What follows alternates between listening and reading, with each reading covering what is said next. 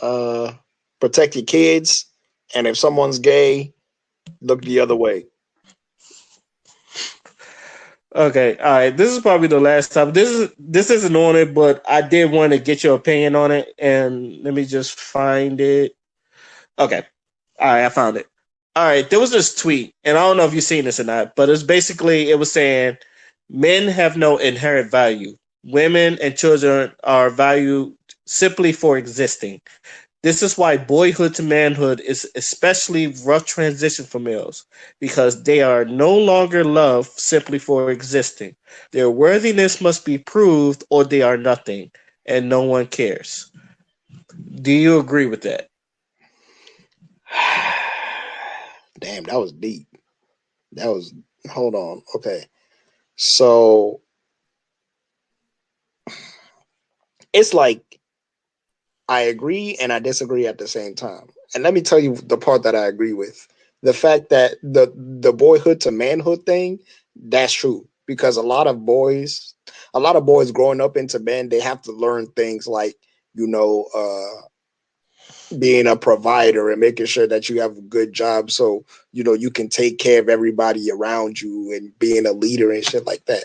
But at the same time, like and this is, and I'm guessing this is like the societal values coming into it, and gender roles and shit like that, because that shit, the amount of pressure that can put on a little boy, that could make him turn misogynistic, because he might look at this woman over there, you know what I'm saying, and I'm not gonna say they're skating by, because women catch a lot of fucking hell just by existing, but he might grow up with that entitlement that, oh, because you a man, you're supposed to pursue shit. You know what I'm saying? You a go getter, you a hunter. If you want it, you can get it, and you're supposed to get it because you a man and you the one that set the boundaries and you the one that runs shit. So that could turn someone into a misogynist, and then that's when you get the dudes that kill women because they said no, or because they're not trying to give them a chance, or the dudes that feel entitled enough to relate their feelings onto a woman, and then when she don't feel the same, all of a sudden she's the bad one. It's little nuances and narratives like that, as to why that kind of shit goes on. But the one thing I disagree with was when they said that men have no inherent value. That is false, false, false, false, false. One man can impregnate 100 women and rebuild an entire nation. So we are the seed. You know what I'm saying? We carry the seeds, and you need a seed for a tree to grow, or you need a seed for a plant to grow. So with that in itself, makes men makes men very valuable. You know what I'm saying? We literally freeze our sperm cells so lesbian women can get pregnant, or surrogates can get pregnant and shit like that. Like, if it were not for us, you feeling what I'm saying? A lot of these babies would have been getting made. The issue is that there is the and with this, I want to swing it back to the black community, and I want to talk to black men in particular because I'm a black man and I know my people. I want to say that inherently we are a divine people, inherently, right? Every time we mix with another race, it will always come out black. That's just the way God made us. We are the most dominant gene in the world. So with black men, us especially, we are like literal divinity manifested. Same thing with black women, literal divinity manifested. And the way that I've observed how things are supposed to go, there is a masculinity aspect to things, and there is a feminine aspect to things. Just, and they preach, and if you notice, in a lot of different places around the world, they teach the same concept. In China, it was yin yang. You know what I'm saying? In Kemet, they had Isis, Horus, Osiris, shit like that. Like, there's always duality, day and night, good and evil, shit like that. Not saying that masculine and feminine are like good and evil, but they're supposed to complement each other. You feeling what I'm saying? How you Right, know right. someone is a very balanced person is when So, like, you know how in the little cartoons they have the devil and the angel, and one of them is both extremes of two sides. So the angel be like, "Don't do it. You're supposed to be good," and then the devil's like, "No, no, no. Don't listen to him. Listen to me. What you're supposed to do is combine the two ideals and make a intelligent decision, throwing away the shit you don't need and applying the things you do need, regardless of whether it be good or evil." Because, as you know, shit exists in a spectrum, and morality isn't always black and white. So with men and women, look, some men going, they're gonna have some feminine traits to them. All right, cool, fine. As long as he doing what he's supposed to do, he not harming anybody. Fine, he can do whatever. You got some women that embrace more of the masculine side. All right, cool, fine. You're always gonna have examples of that. But where the divinity comes in, and this is what I want to say to men, is that with the inherent divinity that we have, number one is to always uplift and empower feminine energy. Number two is to always keep God close, and to make sure that God is always a priority in your life. And number three is to become a sanctuary for those who you are protecting. Become a sanctuary for those who look up to you. If you happen to fall on that leader role, because obviously every man can't be a leader. Leaders are born. Leaders are born and made. They're not really leaders aren't born. They're made. Is basically what I'm saying. And then the last thing about being a very divine about divine masculinity is to teach the younger ones, the little brothers that are coming up, the younger generation that's coming up. We got to mold them and teach them. And that's one thing I love about the Nation of Islam. They teach their soldiers early. They indoctrinate their head with positive shit early, and they grow up and then they become the men and women that you see today. Because I know the Nation of Islam, the men are very thorough and they follow a strict code, almost like it's militarized. But it has a strong foundation because it comes from a spiritual foundation. So they're able to encapsulate mind, body, and soul, teach it in a way where the younger generation can latch onto that. And then that's how you have the Riza Islams of the world. And then when Louis Farrakhan was coming up, that's how he was able to take the mantle from the Honorable Elijah Muhammad and shit like that. So as you can see, there's a hierarchy. And of course, Louis Farrakhan cultivated an entire generation of black men that are powerful and divine. So yes, there is a societal structure that is meant to really undermine masculinity and it basically they created a default type of masculinity where you know what I mean, the average Joe type of shit. You're a man, you drink beer, you watch football, you know what I'm saying? All you want to do is have sex and have a good time, and you go to work, you come home, there's food on the table for you because you picked the right woman, you go to sleep, and then you do the shit all over again. You know what I mean? That's like that average Joe kind of default type of shit that they want you to believe in. But since I was raised in African culture, a man is only there to complement the woman, and he's the structure, he's the foundation.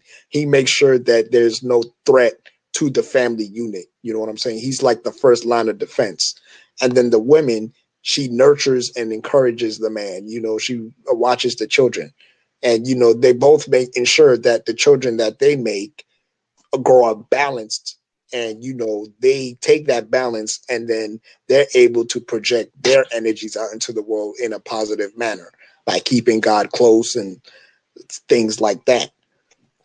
So, I mean, in conclusion, all we really got to do as men is just make sure that our morals, our principles, and our values come from a solid place, come from a place that don't oppress nobody, come from a place that don't judge nobody. All we really need to worry about is whether the family that we are assigned to, the family that we raise, the family that we cultivate is safe.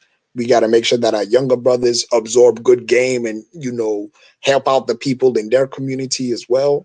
And then the number one thing that we really need to prioritize as men is to uplift feminine energy, is to empower feminine energy, is to become a sanctuary for feminine energy. And then that energy is supposed to be reciprocated back onto you. So it's supposed to be like a cycle of just empowerment. And, once you have that, then you can have the ancient Kemets of the world and, like the Mansa Musa type wealth going on and shit like that. So. Well said. This is what my response was to that. Since the daughter men's jobs was to protect and provide, so majority of men accomplishments is what they pass down to the youth. We are now in a time where women not only work, but they could be in a position to not only nurture but provide as well, which some men, excuse me, feel like they are not needed. I do not blame women for any of this, but we mostly are looked at for what we can do. And if we can't, some of them don't feel like a man. There's a lot of men that, we was taught. We was taught to protect and to provide. Not only we've seen it in history, but even now we're like, as young men, we are like trained to know. And I don't think this is a bad thing that, we have to have value in ourselves, because you tell your kids all the time, you're worth something. You are somebody. You are like, you could do anything you want. So as fathers, I feel like as fathers, you're supposed to, your child, whatever your child is, because that's what, not only you provide a house to live in, you provide them knowledge, you provide them wisdom.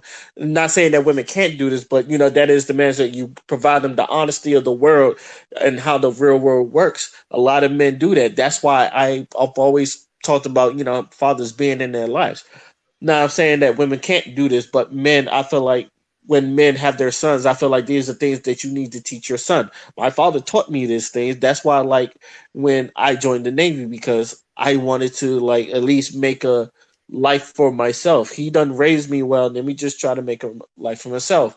Um, when I say inherit, sometimes, and I've seen this in a lot of, white communities, where sometimes they inherit the house that their father live in, or, they inherit a car that their father used to have, and now he wants to pass it on to their son. These are things that, men does, protect and provide. Like, you protect the household and you provide them things that maybe even you couldn't get as a youth. Now you want to give it to your son. That's what a lot of rich dads do. Like, you give them the life that they never had, so now they don't really, in a minute, I don't want to say they have to ask for anything, but like, everything they want they can get in the world's grasp. So I don't like I've seen a lot of this, people find it like toxic masculinity, especially this one dude. He made a comment. He was like, the only one forcing men to prove their worth is other men in toxic masculinity. And the problem is, like, to me, that is completely false, because even women will tell you, like, if, especially women that got their own, is like, and they don't date down, because you know about the whole dating down thing, right? Yeah.